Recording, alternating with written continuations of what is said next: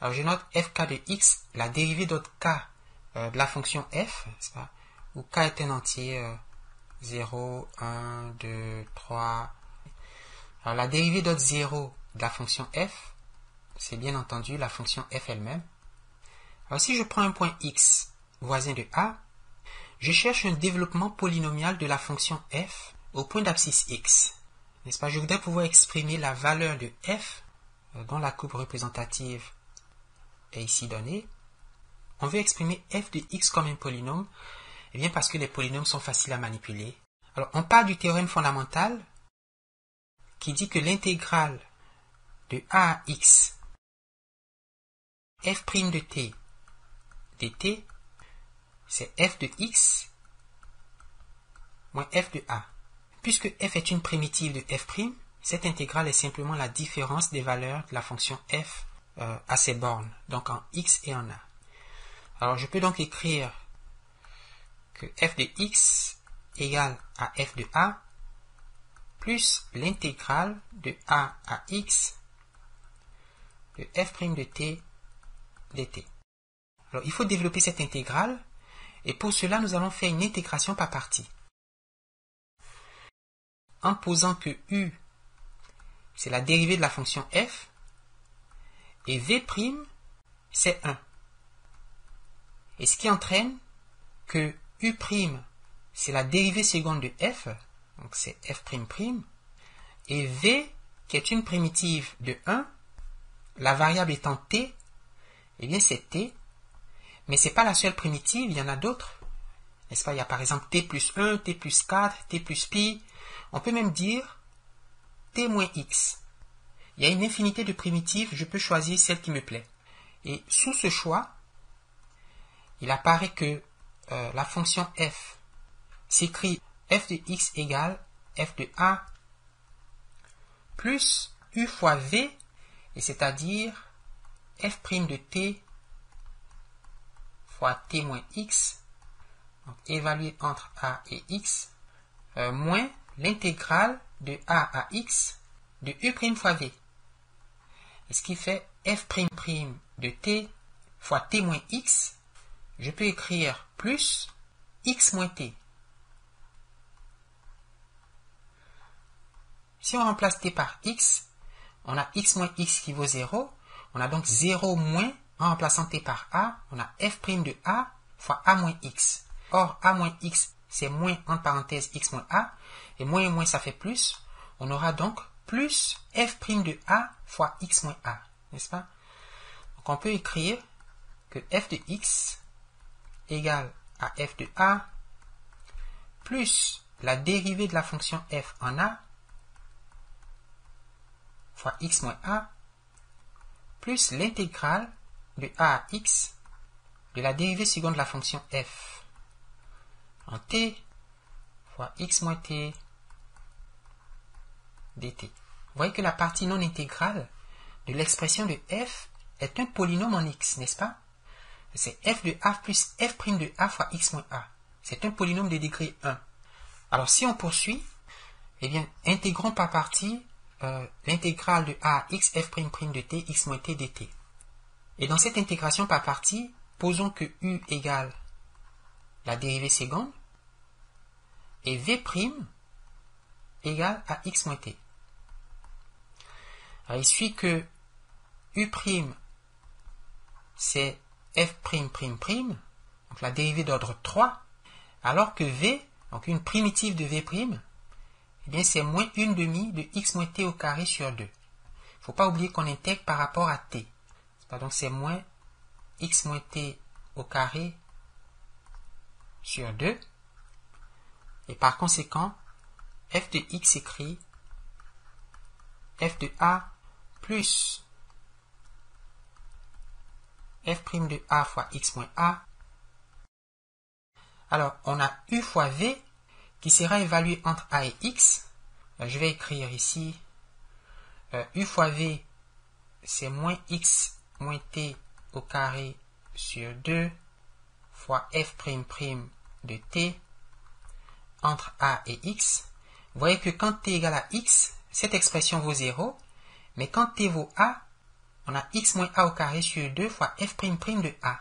0 moins cette quantité, ça fait 0 plus cette quantité.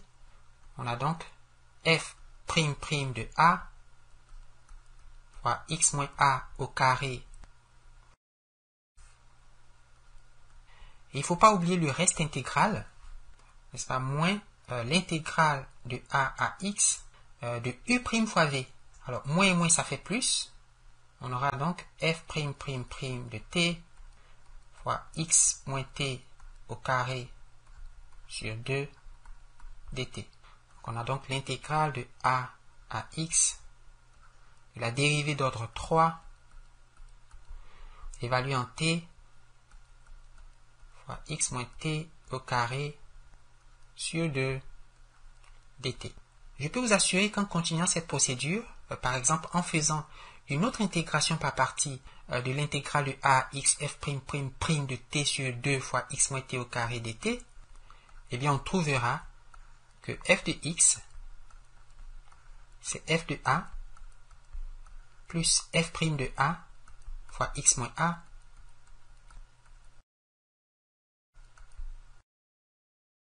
sur 6. Donc ici j'ai f' de a, ici j'ai 1, ici j'ai prime, ici j'ai 2. Mais ceci est divisé par 2, ceci est divisé par 1, et puis on aura f'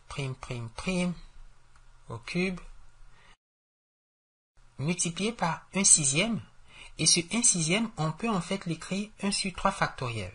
De sorte que le terme précédent, 1 divisé par 2, c'est en fait 1 sur 2 factoriel, et 1 divisé par 1, c'est aussi 1 sur 1 factoriel. Avec bien sûr un reste intégral qui s'écrit intégrale de a à x. Quand on développe à l'ordre 2, l'intégrante contient la dérivée d'ordre 3. Et si on développe à l'ordre 3, l'intégrante va contenir la dérivée à l'ordre 4. Donc j'écris f4 de t sur 3 factoriels. Ici j'ai 2 factoriels, 2 factoriels. Ici j'ai 1 factoriel, 1 factoriel.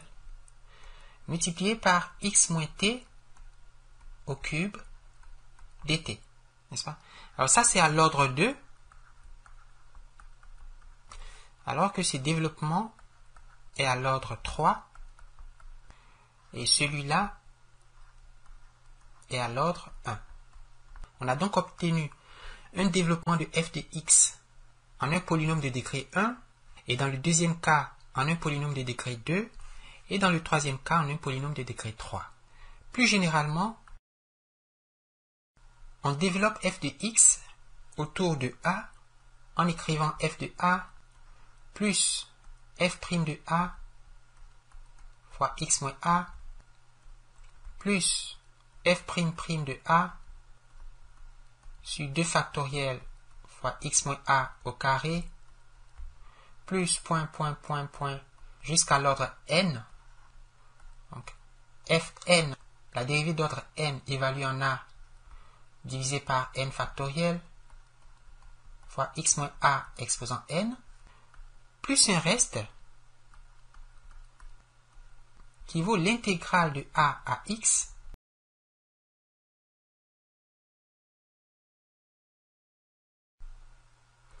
multiplié par x moins t exposant n dt. C'est ce qu'on appelle le développement de Taylor à l'ordre n avec reste intégral.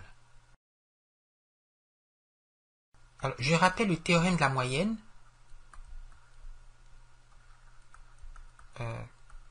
qu'on a vu et qui pour une fonction f continue, et ce qui est ici le cas, l'intégrale de a à b f de x g de x dx, donc f est continu, g est positive et intégrable sur l'intervalle de a à b, l'intégrale de ce produit s'écrit comme f de c fois l'intégrale de a à b g de x dx.